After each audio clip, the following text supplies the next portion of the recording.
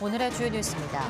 자신의 과거 논문을 표절해 박사 학위를 받았다는 의혹을 받고 있는 조성경 과기부 1차관이 사실이 아니라는 입장을 내놓았습니다. 조 차관은 또 법인카드 부정사용 의혹에 대해서도 사적으로 사용한 적이 없다는 자료를 냈지만 주장을 뒷받침할 만한 근거나 증빙 자료는 내놓지 못했습니다. 최근 닷새 동안 미국 대부분 지역에 북극 한파와 겨울 폭풍이 몰아치면서 인명피해가 잇따르고 있습니다. CNN은 현지 시간 지난 12일부터 테네시와 미시시피, 아칸소, 뉴욕주 등에서 겨울 폭풍으로 최소 33명이 숨졌다고 전했습니다.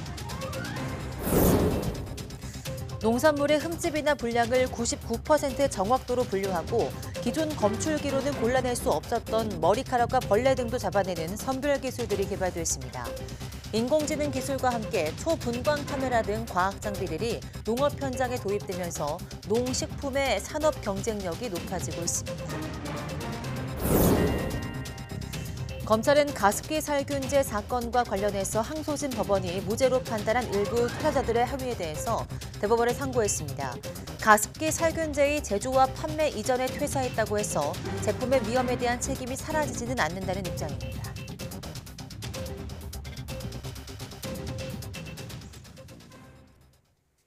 네, 여러분 안녕하십니까? 사이언스 투데이 시작합니다. 북극해 그린란드 빙하가 기후변화 영향으로 시간당 평균 3천만 톤씩 사라지고 기존에 알려진 것보다 20%나 더 녹아내렸다는 분석이 나왔습니다. 미국 연구팀이 지난 1985년부터 2022년까지 24만 장의 그린란드 빙하 종점 위치를 담은 위성 사진을 분석한 결과 이같이 새로운 사실이 확인됐습니다. 연구팀은 최근 수십 년 동안 그 이전보다 빠르게 그린란드 빙하가 사라지고 있는 것은 분명하다고 지적했습니다. 영국 일간 가디언과 AFP 통신은 이에 따라 세계 기후 시스템에서 중요한 역할을 하는 심층 해수 수단 시스템 중 하나인 대서양 자오선 역전 수단의 붕괴 우려도 커지고 있다고 전했습니다. 미국 대부분 지역에 북극 한파와 겨울 폭풍이 몰아치면서 인명피해가 잇따르고 있습니다. CNN 방송은 현지 시간 지난 12일부터 닷새간 테네시주와 미시시피주, 아칸소주, 캔자스주, 오리건주, 뉴욕주 등에서 겨울 폭풍으로 최소 33명이 숨졌다고 전했습니다. 테네시주에서는 눈 덮인 도로에서 트럭 운전자가 통제력을 잃고 트랙터 트레일러를 들이받으며 7명이 숨졌습니다.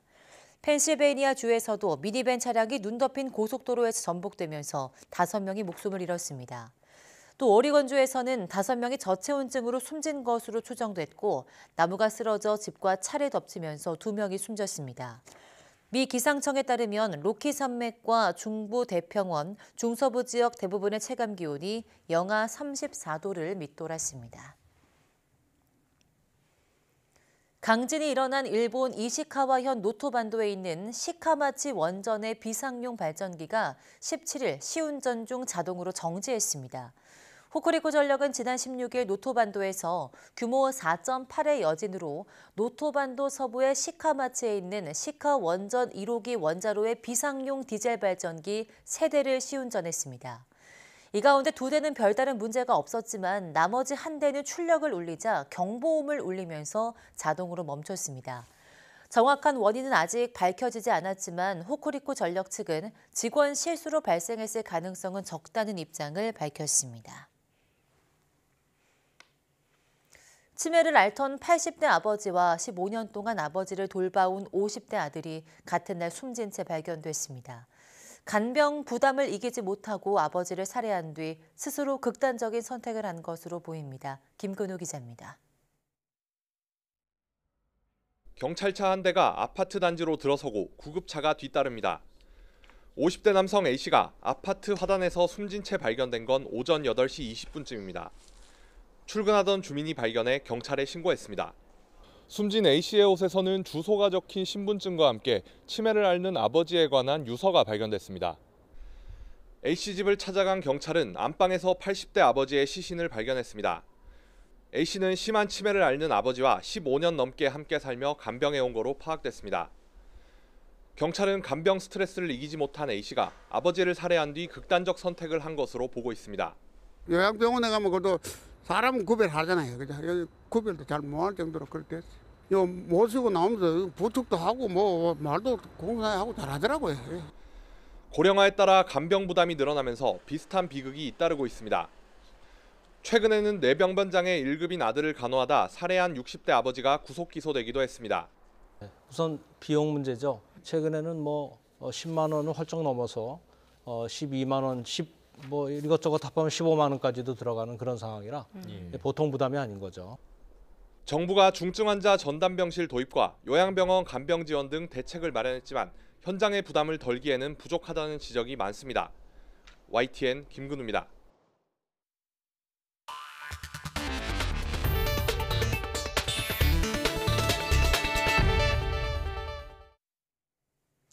조성경 과학기술정보통신부 1차관이 최근 불거진 사교육 카르텔과 논문 표절 의혹에 대해서 사실이 아닌 의혹 제기일 뿐이라며 반박했습니다. 앞서 한국대학교수협의회와 한국대학교수연대 교수노조는 17일 조성경 차관이 2012년 고려대에서 언론학 박사학위를 받은 논문이 2011년 학술지에 실린 자신의 논문과 비교했을 때 표절률이 48%에 달했다고 지적했습니다. 또 대통령실 과학기술비서관 시절 사교육 주식을 다수 보유해 사교육 카르텔 의혹이 있으며 최근 과학기술계 카르텔 지적으로 논란을 일으킨 것은 물론 국회에서 원자력안전위원회 국장에게 언성을 높이는 등 문제가 있다며 조 차관의 경질 필요성을 제기했습니다.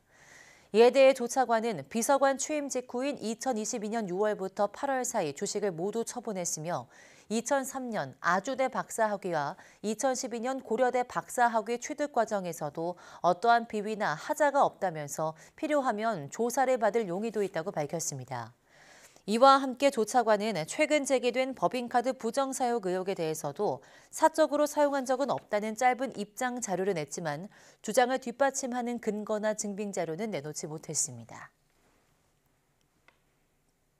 삼성전자가 인공지능 기능을 탑재한 첫 스마트폰 갤럭시 S24 시리즈를 공개했습니다. 중장년층이 쓰는 휴대전화라는 이미지를 벗고 새로운 도약을 이룰 수 있을지 관심이 쏠리고 있습니다. 김태민 기자입니다. 삼성전자의 야심작 갤럭시 S24 시리즈가 드디어 베일을 벗었습니다. 기술의 상향 평준화로 정체된 스마트폰 시장을 공략할 비장의 무기는 바로 인공지능입니다. Galaxy AI is a comprehensive AI experience on device and in the cloud that seamlessly enhances life however you choose to live it. 새로운 제품에서 가장 큰 주목을 받은 건 실시간 번역 기능입니다. 13개 언어로 외국인과의 통화나 문자 메시지 내용을 바로바로 번역해줍니다. 네, 보입니다. 지금 걸어가고 있습니다. 감사합니다.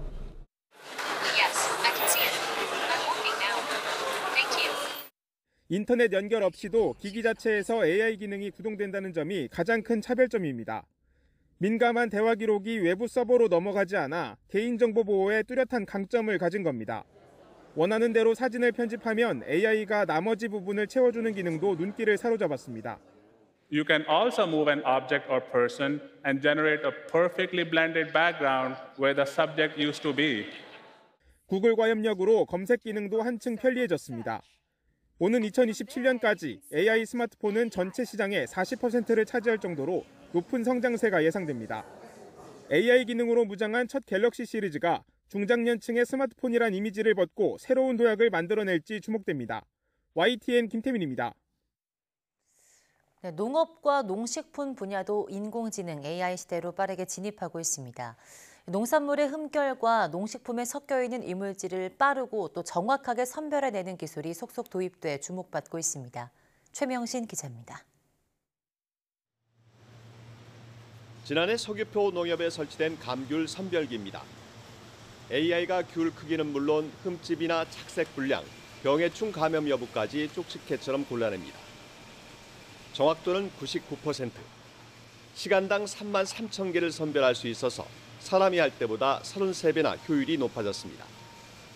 현재는 사과, 복숭아, 도마도 등 10여 개 작물에서 AI 선별기가 활약하고 있습니다. 국가적으로 봤을 때도 이런 이물 선별을 할 수 있는 기술들이 더욱더 발전되고 기업들이 성장하게 된다면 국가 성장에도 큰 발판이 마련되지 않을까 기대를 가지고 있습니다. 우주의 별빛을 관찰하던 초분광 카메라와 AI 딥러닝을 결합한 선별 기술도 개발됐습니다. 가시광선과 근적외선 영역까지 200여 개의 초분광 파장으로 잘게 쪼개서 들여다봅니다. 금속 검출기나 엑스레이론 불가능했던 플라스틱 조각이나 머리카락 벌레 등 45가지 이물질을 잡아낼 수 있습니다. 많게는 99%까지 굉장히 높은 성능을 나타내고 있고요. 기존 솔루션 같은 경우는 아무리 높아도 80% 이하였거든요. 그렇기 때문에 굉장히 많은 성능의 차이가 나오고 있습니다. 국내 식품 제조업체 10여 곳이 이 시스템을 도입했는데 기존 시스템보다 6배 이상 많은 이물질을 3배 이상 빠른 속도로 골라내는 것으로 확인됐습니다. 그게 제공되는 제품 품질 유지에도 굉장히 이제 기존과 다른 혁신적인 수준까지 품질을 높일 수 있겠다라고 판단이 좀 되고 기대가 되고 있습니다. 농업 분야에도 본격 도입되고 있는 인공지능이 농산물의 안정성을 높이고 농식품의 산업 경쟁력을 높이는 데 큰 역할을 해내고 있습니다. YTN 최명신입니다. 검찰의 가습기 살균제 사건과 관련해서 항소심 법원이 일부 무죄로 판단한 부분에 대해서 대법원의 판단을 받기로 했습니다. 서울중앙지방검찰청은 18일 가습기 살균제 사건의 항소심 재판부가 피고인들에게 모두 유죄를 선고하면서도 일부는 공범으로 보기 어렵다고 판단했다며 대법원에 상고를 제기했습니다.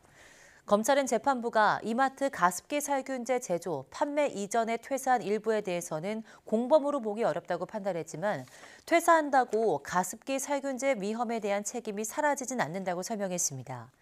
지난 10일 안용찬 전 애경산업 대표와 홍지호 전 SK케미칼 대표는 항소심 재판에서 금고 4년을 선고받는 등 피고인 13명 모두 가습기 살균제 사건에 대한 책임이 인정됐습니다.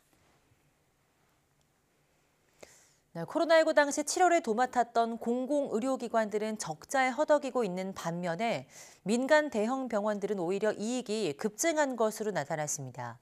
코로나19 치료에 전념할수록 손실만 키웠다는 이야기인데요. 공공병원 지원 방안이 시급하다는 지적입니다. 김혜은 기자입니다.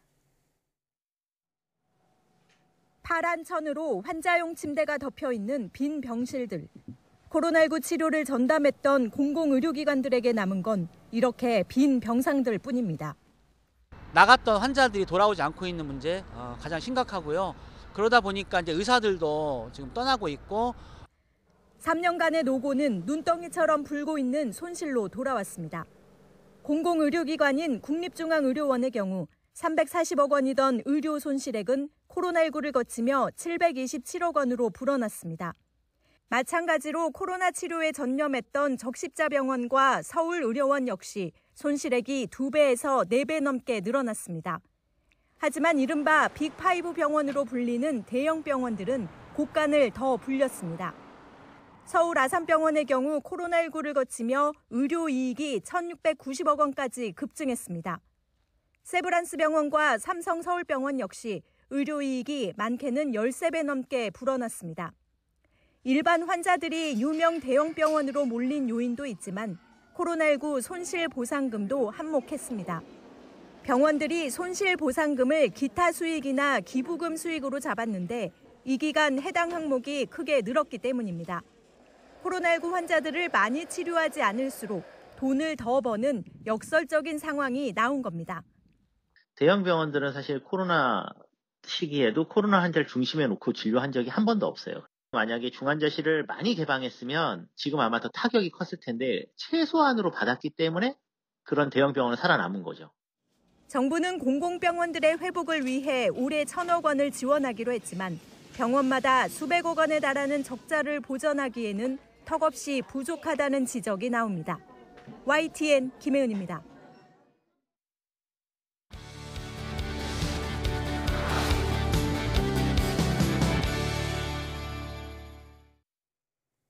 네, 인공지능은 인류에게 많은 편리함을 주면서도 흥미까지 제공해줄 때도 있는데요. e스포츠 경기의 승률을 실시간으로 예측하는 플랫폼을 국내 연구진이 개발했습니다. 최근 개최된 리그 오브 레전드 국제 경기에도 적용돼서 큰 호응을 얻었다고 하는데요. 어떤 기술인지 한국전자통신연구원 이상광 책임연구원과 함께 자세한 이야기 나눠보겠습니다. 어서 오세요. 네, 이 스포츠 경기를 실시간으로 분석해서 승률을 예측하는 플랫폼을 개발하셨다고 들었는데요. 어떤 플랫폼일까요? 네, 이 기술은 라이브로 진행되고 있는 e스포츠 경기 화면을 실시간으로 분석하여서 어떤 팀이 승리할 가능성이 있는지 실시간으로 보여주는 그런 기술입니다. 이러한 서비스를 제공하려면 일반적으로 게임 종목사의 기술적인 지원을 받아서 실시간으로 플레이 로그 데이터를 수집해야 하는데 이는 현실적으로 아주 어렵습니다. 따라서 주요 프로리그가 아닌 대부분 대회에서는 단순한 지표조차 시각화하여 보여주지 못하고 있는 실정입니다. 이러한 게임 종목사의 의존성을 탈피하기 위해서 인공지능 기술을 활용하여서 게임 화면만으로 서비스 제공이 가능하도록 개발하였습니다. 승률 예측 서비스는 평균 87%의 정확도로 높은 예측도를 보이며 페이커와 같은 탑티어 포함 일반 게이머들이 최근 플레이한 수만 경기의 데이터를 학습하였고 게임 시간대별로 예측 모델을 구축하였습니다. 네, 이게 또 최근 개최된 국제 e스포츠 경기 대회에서도 이 플랫폼이 적용이 됐다고요? 네, 맞습니다. 지난해 12월 여수에서 개최된 2023 한중일 e스포츠 대회에서 리그 오브 레전드라는 게임에 대해 승률 예측 서비스를 제공하였습니다. 국제 e스포츠 대회에서 실시간으로 게임 화면을 분석하여서 서비스하는 세계 최초의 시도였습니다. 이를 위해 먼저 대전, 광주, 부산 등의 지역 거점 e스포츠 상설 경기장에서 개최된 다양한 각종 대회에 수차례 시범 적용하였으며 그 실효성을 검증을 먼저 하였습니다. 네, 앞서 페이커 이야기도 그렇고 또 리그 오브 레전드 이야기를 해주셨는데요. 이 기술이 리그 오브 레전드 말고 다른 게임에도 좀 적용이 될 수 있을까요? 네, 이 기술이 게임 개발사에 종속되지 않기 때문에 게임 화면을 제공하는 모든 게임에 적용될 수 있습니다. 단, 예측을 위한 충분한 정보가 화면에 표시되어야 합니다. 현재 리그 오브 레전드와 동일한 장르인 도타2뿐만 아니라 온라인 전략 슈팅 게임인 레인보우 식스와 같은 다른 장르의 게임에도 적용하고 있습니다. 네, 그런데 이게 승률을 좀 예측한다는 건 인공지능에게 어떠한 게임 데이터나 패턴들을 계속해서 반복 학습시켜서 얻어내는 거일 것 같은데요. 정확하게 좀 어떻게 인공지능이 학습이 한 걸까요? 네, 리그 오브 레전드 게임을 예로 한번 들어보겠습니다. 네. 리그 오브 레전드 게임은 앞서 말씀드린 페이커와 같은 프로게이머뿐만 아니라 일반 게이머들이 플레이한 과거 게임 데이터가 오픈되어 있습니다. 네, 그러한 게임 데이터를 수집한 후에 게임 승패에 따른 플레이 패턴을 분석하여 학습시킵니다. 보통 수만 게임 이상의 게임 데이터를 학습에 활용하고 있으며 이러한 학습 모델을 통해 실시간으로 진행되는 게임 플레이 패턴을 분석하여서 승률 예측을 하게 됩니다. 네, 그러니까 그 게임 데이터만을 보고 분석을 하는 건지 어쨌든 게임도 화면으로 볼 수 있잖아요. 네. 그 화면을 보고 분석하는 건 정확히 뭐가 다른 걸까요? 둘 다 맞습니다. 네. 먼저 인공지능이 과거 게임 데이터를 통해 승패에 따른 플레이 패턴을 분석합니다. 일반적으로 학습 모델을 구현했다고 하는데요. 이후에 실시간으로 게임 화면을 분석하여서 학습된 모델을 통해 승률을 예측하게 됩니다. 모델을 학습할 때뿐만 아니라 게임 화면을 실시간으로 분석할 필요성이 있는데요. 이럴 때 인공지능 기술이 적용됩니다. 즉, 게임 화면 내에 문자 정보, 개체 정보, 움직임 정보 등을 인식할 때 그에 맞는 각종 인공지능 기술이 활용됩니다. 예. 그런데 그 게임 같은 것들이 게임이 진행되는 와중에 해설위원 같은 분들이 경기를 좀 보시면서 이 부분이 좀 더 승부가 날 것 같다 이렇게 예측하는 경우도 있지만 이런 플랫폼으로 한 번에 좀 승률이 딱 나와버린다면 재미가 좀 없어지지 않을까 이런 우려도 있거든요. 네. 이미 몇 년 전부터 유럽 축구 프리미어리그에서 실시간 승리 확률을 시시각각으로 표출해주기도 하고 있습니다. 이때 이런 서비스가 나왔을 때 새로운 스포츠 콘텐츠를 창조했다는 호평을 받을 만큼 인공지능 기술을 이용하여서 시청자에게 흥미로운 경기 정보를 제공할 수 있도록 이렇게 제공하는 이런 서비스는요, 이 스포츠에도 마찬가지로 긍정적으로 볼 수 있을 것 같습니다. 예. 네. 승부 예측은 현재 경기 상황에 대한 큰 추세를 알려줄 수 있지만 확정적인 경기 결과를 말해주지는 않습니다. 악용 사례를 제가 생각해보진 않았지만 이런 승부 조작이나 도박 이런 쪽에 활용이 되려면 좀 더 정밀하고 좀 더 확실하고 확정적인 방식이 적용되어야 하는데 게임 내외적인 그런 환경 요소가 너무 많기 때문에 이게 쉽지 않을 것으로 생각이 됩니다. 네, 그렇군요. 또 하이라이트 자동 생성 기능도 있다고 들었는데 이게 좀 주요 장면들을 AI가 선정을 해서 보여주는 방식일까요? 네, 게임 개발사들이 게임을 개발할 때 그 게임의 주요 정보를 게임 화면에 효율적으로 보여주려고 노력을 많이 하거든요. 그 리그 오브 레전드 게임 같은 경우에도 인공지능 기술을 활용하면 게임 화면에 그 챔피언이 킬을 했던지 데스를 당했던지 아니면 오브젝트를 파괴되었던지 이런 주요 사건들을 인식할 수 있는데요.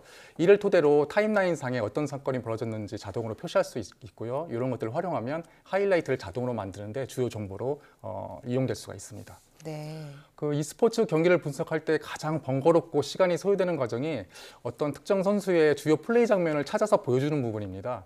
일일이 찾아서 보여줘야 되는데요. 이 하이라이트 자동 생성 기술을 활용하면은 특정 선수의 어떤 특정 플레이 화면을 자동으로 클립으로 만들 수 있기 때문에 그런 과정을 쉽게 해결할 수가 있습니다. 네. 그런데 이런 플랫폼 만드시는데 굉장히 좀 심혈을 기울이셨겠다 이런 생각이 드는데요. 그럼 이 승률 예측 플랫폼이 실질적으로 좀 어디에 쓰임새가 있고 어떤 형태로 쓰일지도 궁금하거든요. 네, 먼저 e스포츠 방송 중계 지원 서비스인데요. 그 실시간 승부 예측 기술은 기본적으로 그 통계 정보 위주로 요즘에 보여주기도 하는데요. 이런 한계를 넘어서 시청자들에게 조금 다각도의 경기를 즐길 수 있도록 새로운 경험을 제공해 줄 수가 있습니다. 다음으로 이제 e스포츠 선수 훈련 서비스인데요. 이런 시청자들뿐만 아니라 선수들에게도 자신이 플레이한 경기를 분석하는 데 큰 도움이 될 수가 있습니다. 즉, 경기 내에서 유불리를 정확히 판단하여서 최적의 플레이 전략을 수립하는 데 도움이 될 수 있는데요.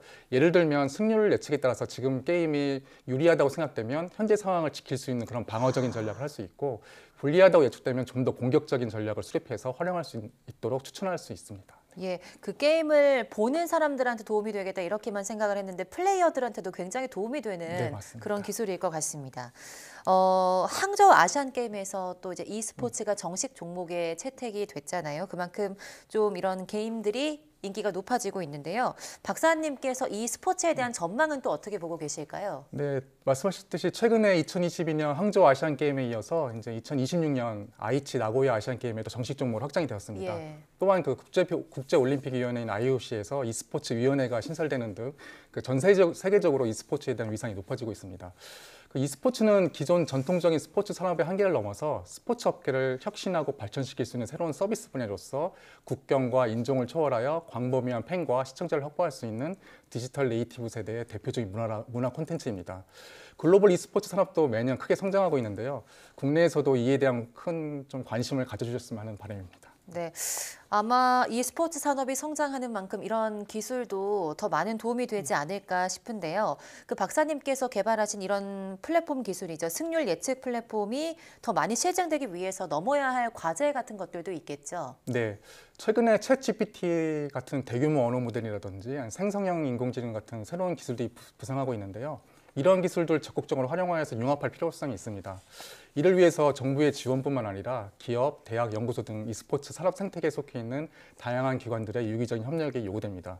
이를 통해 창의적인 모델 서비스를 발굴하여서 대한민국이 글로벌 시장에서 e스포츠 산업 주도권을 확보했으면 하는 바람입니다. 네, 말씀 나눠본 대로 e스포츠가 이제 단순히 게임이 아니라 하나의 스포츠가 된 만큼 관련 플랫폼 산업들도 빠르게 성장하고 있는 것 같은데요. 앞으로도 계속해서 좋은 연구 부탁드리겠습니다.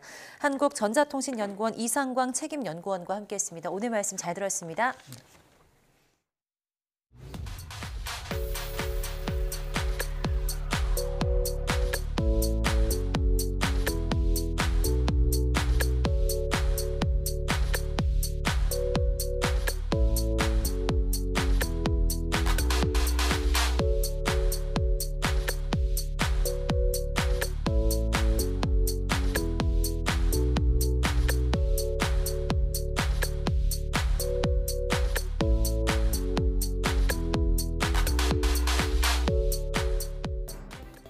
네, 우리 주위를 둘러보면 자기 자신도 챙길 겨를 없이 아픈 가족을 돌봐야 하는 분들이 굉장히 많습니다.